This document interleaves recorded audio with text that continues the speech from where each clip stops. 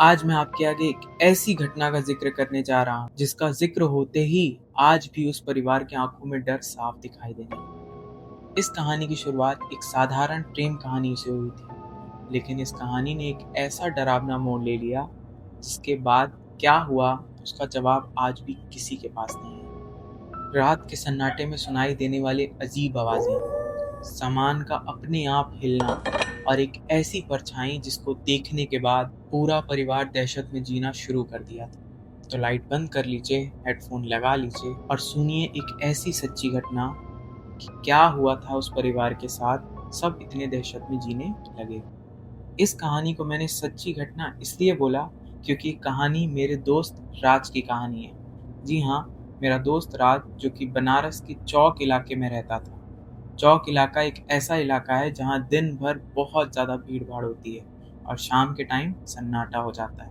ये कहानी थोड़े पहले के समय की है और मैं बता दूं आपको, राज का जो मकान था वो काफ़ी पुराना मकान था और वो काफ़ी पॉश इलाके में रहता था। बात करें यहाँ राज के परिवार की, उसका परिवार एक साधारण परिवार था और वो चौक इलाके में अपना गुजर बसर आराम से करता था पुराने मकान में। परिवार में राज के माता पिता, उसका बड़ा भाई और कुछ परिवार के सदस्य थे। हर चीज उस परिवार में अच्छी चल रही थी जब तक कि राज के बड़े भाई को दिल्ली में रहने वाली एक लड़की से प्यार नहीं हो गया। शुरुआत में ये सिर्फ दोस्ती थी, दोनों काफी अच्छे दोस्त थे, लेकिन कब ये दोस्ती प्यार में बदल गई उन्हें खुद नहीं समझ में आया और सब कुछ सही चल रहा था। यहाँ प्रॉब्लम सिर्फ एक सबसे बड़ी बात की थी कि दोनों के धर्म अलग थे। जी हाँ दोस्तों, धर्म अलग होने की वजह से उनमें ये प्रॉब्लम हो रहा था क्योंकि दोनों के परिवार में किसी का परिवार मानने के लिए तैयार नहीं था। खासकर लड़की का परिवार, लड़की के पिता की बात करूं तो लड़की के पिता के बारे में अलग अलग बातें बाहर फैली हुई थी। जैसे कि लड़की के पिता तंत्र मंत्र करते हैं, वो एक तरीके से तांत्रिक हैं, ये बातें बोली जा रही थी। किसी ने करते हुए तो नहीं देखा था, लेकिन ये बात पूरी तरीके से फैली हुई थी। काफी विरोध हुआ उनका। काफी समय तक दोनों के परिवार में से कोई नहीं मान रहा था, लेकिन जैसे तैसे करके उन्होंने अपने परिवार की मर्जी ना मर्जी जो भी आप कह लीजिए, उन्होंने ये बात मनवा करके अपनी शादी कर ली।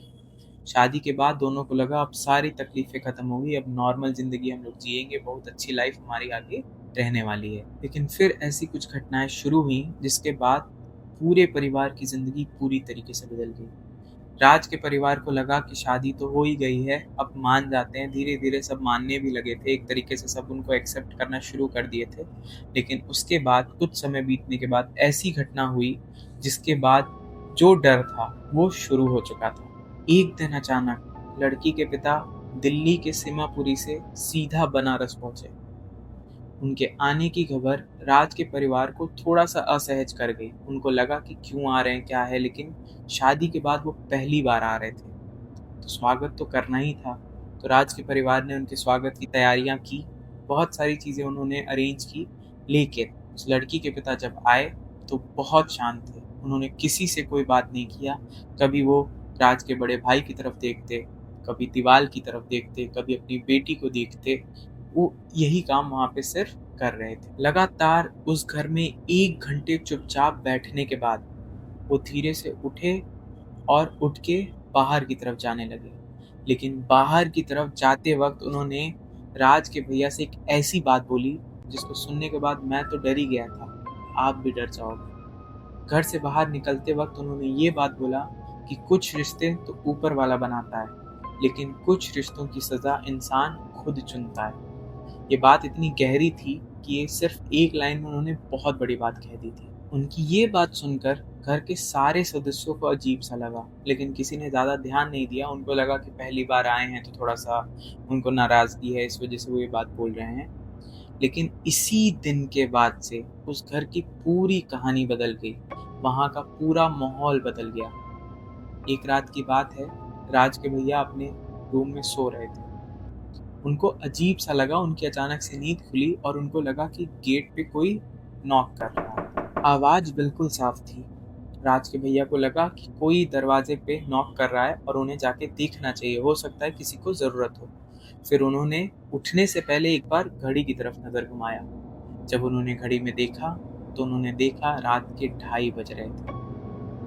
फिर उनके दिमाग में आया कि 2:30 बजे तो परिवार के सारे सदस्य सोते हैं, कौन है जो दरवाजे पे इस समय नॉक कर रहा है। वो उठे और हिम्मत के साथ उन्होंने दरवाज़ा खोला, लेकिन दरवाज़ा खोलते ही कोई भी नहीं था वहाँ, एकदम खाली और पूरे घर में सिर्फ सन्नाटा। उनको लगा कि ऐसे ही कोई होगा या फिर कोई आके चला गया होगा, तो वो वापस वो दरवाज़ा बंद करके घर में चले आए। लेकिन ये बात वहाँ ख़त्म नहीं हुई। अगले दिन जब वो सुबह उठे तो रात की भाभी ने ये बात बताया कि उनको भी रात में लगा कि कोई उनकी खिड़की से उनको देख रहा था, पर जब उन्होंने वापस देखा तो वहाँ कोई भी नहीं था। यहाँ भी परिवार ने कहीं न कहीं इस चीज़ को नज़रअंदाज कर दिया कि हो सकता है वहम हो सकता है कोई ऐसा हवा चल रहा हो या फिर कुछ ऐसी बात हो जिसकी वजह से उन्होंने इस चीज़ को नज़रअंदाज किया। ये चीज़ें यहीं पे ख़त्म नहीं होती हैं, इनफैक्ट यहाँ से चीज़ें और बढ़ने लगी।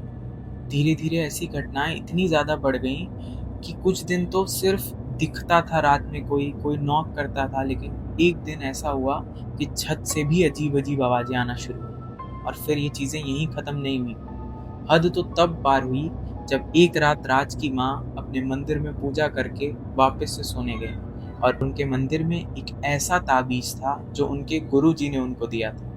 वो ताबीज़ इतना सिद्ध था जो उनके परिवार को हर बुराइयों से बचा के रखने के लिए गुरुजी ने उनको दिया था। और जब अगले दिन वो उठी तो उन्होंने देखा वो ताबीज़ बीच से टूटी हुई थी, जबकि उनका कहना था कि वो ताबीज़ इतनी मजबूत थी कि कोई उसको कहीं से भी, साइड से, बीच से, कहीं से भी नहीं तोड़ सकता था, बट वो ताबीज़ बिल्कुल बीच से टूटी हुई थी। ये सुनने के बाद पूरे परिवार में एक तरीके से डर तो बैठ ही गया कि ऐसा क्या है कि ताबीज़ जैसा जो भगवान के पास रखा है वो कैसे टूट सकता है। सबसे बड़ी घटना तो उस दिन के रात में घटी।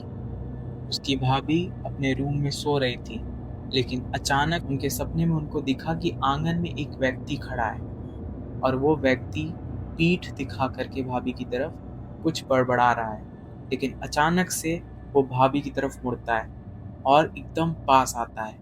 पास आने के बाद उसकी आंखें एकदम सफ़ेद, और ये देखते ही उसकी भाभी को इतना डर लगा कि वो नींद में ही चीख के उठी और उठने के बाद उन्होंने देखा कि सब कुछ आसपास में शांत है, लेकिन वो पसीने से इतना ज़्यादा भीग गई थी कि लग रहा था कि वो नहाई हैं। और फिर वो इतना ज़्यादा डर गई थी कि उसके बाद उस रात उन्हें नींद नहीं आई। लेकिन असली घटना तब हुई जब एक बार राज के भैया काम करके घर लौट रहे थे और उनको दिखा कि उनके दरवाजे पे शाम के वक्त एक सफ़ेद रंग की आकृति खड़ी है और वो दरवाजे के अंदर ही देखने का कोशिश कर रही है। राज के भैया को थोड़ा अजीब लगा, उनको लगा शायद कोई चोर है या कुछ ऐसा है, तो वो दौड़ के उसकी तरफ भागे। लेकिन जैसे ही राज के भैया अपने दरवाजे की तरफ पहुंचे, वो आकृति अचानक से गायब हो गई और राज के भैया यहाँ इतना ज़्यादा डर गए थे कि उनका हिम्मत नहीं हो रहा था कि वो घर के अंदर कैसे जाएं। ये एक ऐसा दिन था जिस दिन पूरे परिवार ने साथ बैठ के इन अजीब घटनाओं के बारे में बात करने का कोशिश किया और इस रात उन्होंने सारी बातें एक दूसरे से शेयर की कि किसको क्या दिखता है, किसके साथ क्या क्या घटनाएं हुई हैं, किसको क्या क्या चीज़ें महसूस हुई हैं। सब कुछ उस दिन उस परिवार ने बात किया, लेकिन हद तब पार हुई जब वहाँ पे बुजुर्ग रिश्तेदार ने एक बात बोली जिसको सुनने के बाद पूरा परिवार डर गया और पूरे परिवार के होश उड़ गए। उसके उस बुजुर्ग रिश्तेदार ने यही बात बोली कि जब से राज के भाभी के पिता उस घर में आए हैं, उसी दिन से ये सारी घटनाएं हो रही हैं। सबने एक एक करके तारे जोड़ना शुरू किया तो सबको ये समझ में आया कि हाँ, ये बात सच है। जिस दिन से राज के भाभी के पिता उस घर पे आए थे, उसी दिन से ये सारी घटनाएं होना शुरू हुई हैं और एक एक करके बढ़ रही हैं। पहले इसका फ्रीक्वेंसी कम था, धीरे धीरे घटनाओं की फ्रीक्वेंसी बढ़ने लगी और हद तो इतना पार हो चुका था कि अब वो आकृति राज के भैया को घर के बाहर, घर के अंदर, हर जगह दिख रही थी और वो अपनी पूरी आहट देने का कोशिश कर रही थी कि कोई ना कोई यहाँ पे है। हो सकता है ये एक भ्रम हो, लेकिन पूरे परिवार को भ्रम नहीं हो सकता। ये क्या ऐसी आकृति थी जिसने पूरे परिवार के अंदर डर पैदा कर दिया था? ये सब कुछ मैं आपको बताऊंगा अब पार्ट 2 के वीडियो में। पार्ट 2 का वीडियो जल्दी ही मेरे चैनल पे अपलोड होगा। तब तक के लिए आप हमारे चैनल को सब्सक्राइब कर लें और बेल आइकन दबाना बिल्कुल मत भूलिएगा, ताकि आपको पार्ट 2 टाइमली मिल जाए। मिलते हैं एक नए वीडियो के साथ, तब तक के लिए गुड बाय।